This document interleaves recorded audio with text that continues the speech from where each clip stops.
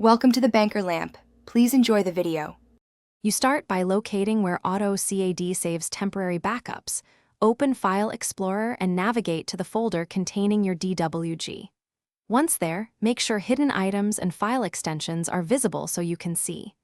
Back and $SV files.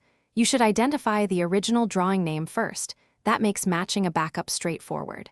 If you cannot find the folder, check Autocad's options, files to confirm the automatic save and backup locations before proceeding to file convert. Now you convert the backup file into a usable drawing. First, copy the back or $SV file to a safe folder and rename the extension to DWG. This preserves the original backup. Then open Autocad and attempt to open that renamed file.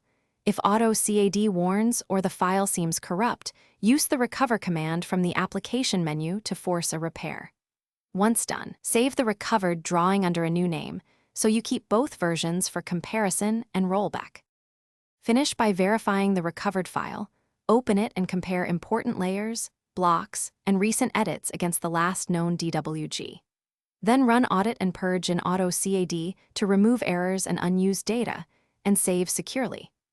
If you still have issues, check the autosave and backup paths in Options, inspect external references that might be missing, and try opening the renamed file on another machine or older Autocad version. One key tip: always keep a copy of the backup before attempting repairs. Thanks for watching. If this was helpful, leave a like and consider subscribing. See you next time.